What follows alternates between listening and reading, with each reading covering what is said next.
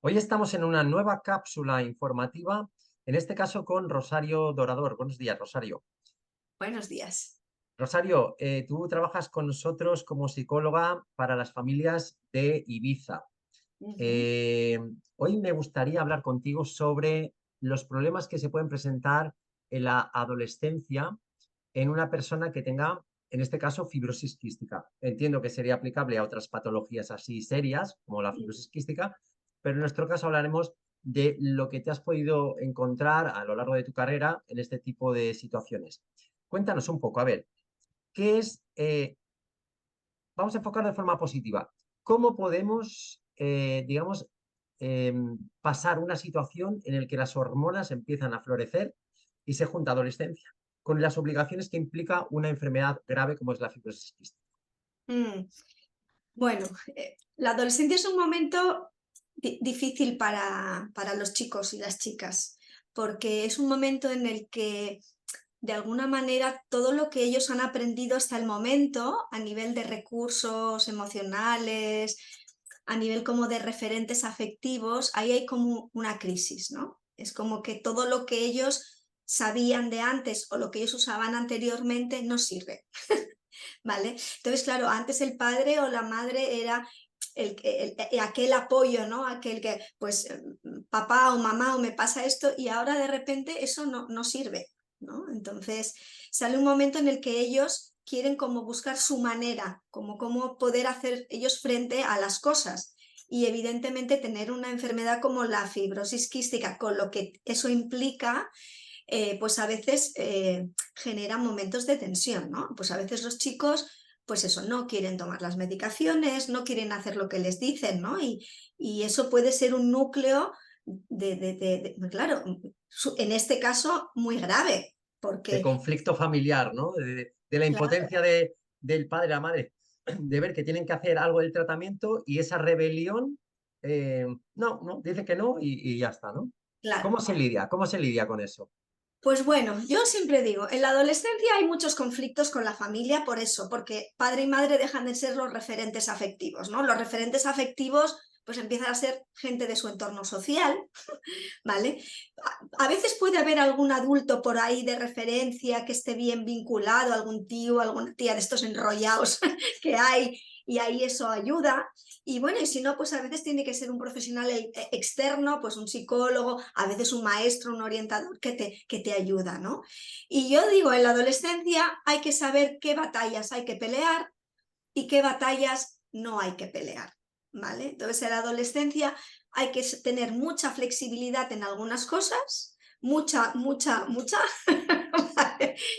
Tener mucha paciencia, digo, por parte de los padres, Claro. tener muchas dosis de buen humor. El buen humor ayuda enormemente a quitar hierro al asunto y ser muy firmes en las cosas que son importantes. En este caso, la fibrosis quística en algunos de los chicos que tienen grados pues muy serios, Sí. la medicación es una pauta, es una de las batallas por las que hay que pelearse. ¿Vale? Podemos dejar de pelearse a veces porque se duchen, da igual, porque recojan la habitación, da igual, porque hagan algunos deberes o no, da igual. Pero en este caso, esto es inflexible, o sea, inflexible en cuanto hay que ser muy firme y muy afectivo y no podemos bajar la guardia, porque si no ellos se resienten. ¿Vale? O Mm. sea, para mí en este caso, esta es una de las bases. Esto no se puede saltar.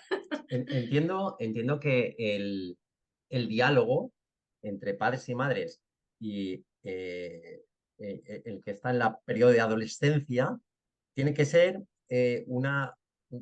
algo fundamental, ¿no? Porque el negociar imponiendo muchas veces pues cuesta aceptar, ¿no? E incluso te revelas más, ¿no? Pero ese diálogo de intentar convencer, oye, mira, vamos a negociar, me relajo por aquí, pero esto tienes que cumplir porque si no, no se podía ser, digo yo, y tú eres la especialista, pero entiendo que mi hijo va a llegar dentro de poco, me tocará lidiar, ¿no? Pero es cierto que la negociación en este caso, por el que tú dices, entiendo que tiene que ser importante. Lo más interesante en esta época, o sea, yo creo que el diálogo es algo que se ha tenido que de alguna manera fomentar y desarrollar anteriormente. ¿vale? Si tú anteriormente en tu familia no has tenido unos hábitos de diálogo, tiempos de estar en familia, de charlar, de hacer excursiones, o sea, tiempo en común de familia donde se pueden expresar, hablar de las cosas, si eso no se ha trabajado antes, cuando llega la adolescencia estamos ante un problema muy serio, porque generalmente los adolescentes no quieren hablar con los padres de lo que les pasa. Aunque tengas ya esa base de antes, Y de, es re difícil. de repente la adolescencia es como me encuentro con un chico que está encerrado o una chica en su habitación que no quiere hablar conmigo, que le pregunto algo y me dice todo, vale, vale, y ya lo haré cuando a mí me dé la gana. ¿Vale? Entonces, el diálogo, si es algo que no se ha trabajado antes, ahora va a ser muy difícil. Si se ha trabajado antes, a lo mejor nos dan un poco de margen. Y evidentemente, si no hay ese diálogo o el chico o la chica está en un momento muy cerrado, muy de crisis o muy de estar con él mismo, lo que hay que trabajar son darle autonomía, ¿vale? Porque ellos lo que quieren es hacerlo todo ellos solo a su manera. Entonces, lo que funciona muy bien es, evidentemente, negociar siempre desde el punto de vista de la autonomía, es decir, yo no voy a estar detrás tuya diciéndote que te tienes que tomar esto, pues yo te lo organizo en un pastillero, en como sea, en un orden y tal, y tú te organizas. Y yo no te voy a decir nada. Ahora, si yo veo que no, sí que siempre voy a estar ahí. Esta es la Vale. parte más importante de la adolescencia, que tú siempre estés disponible, porque seguramente tú le vas a recoger al instituto o llegamos a la hora de comer y tal, y normalmente a veces en esos momentos ellos no quieren hablar, no quieren decirte nada, no tal. Pero de repente, si ese diálogo ha estado de base, el adolescente te dirá, oye papá, mira que quería decirte algo, ¿no? Ahí no puedes estar cerrado, tienes que estar a full, tienes que estar disponible, porque ese es el momento en el que él te está pidiendo ayuda. A lo mejor te pide ayuda Claro, para que le lleves la bicicleta a no sé dónde. Hazlo, porque a claro, lo mejor en ese momento va a haber un momento de intercambio, claro. ¿vale? Se fortalece ese vínculo de confianza para otras consultas un poquito más importantes que luego te sabrá que estás ahí, ¿no? Eso es, para mí esa es la clave. El adolescente tiene que saber que tú estás ahí, pase lo que pase, aunque no le digas nada, aunque no le mires, pero él sepa que tú estés ahí, ¿vale? Pues, Rosario, creo que son pautas sencillas de decir, probablemente más complicadas de aplicar, pero creo que muy interesantes. Eh, Nos podíamos extender muchísimo con las redes sociales, la influencia y tal, pero creo que lo vamos a dejar aquí porque el mensaje es muy claro. Estamos hablando de una patología muy concreta. Mm, Las redes sociales afectarán a todos a los todos. adolescentes, por tanto, no vamos a meternos ahí, pero estas pautas de intentar solucionar un posible problema que se puede presentar, creo que son muy interesantes. Así que te agradezco mucho tu ayuda en este caso. Espero que sirvan estos consejos a las familias que nos puedan estar viendo.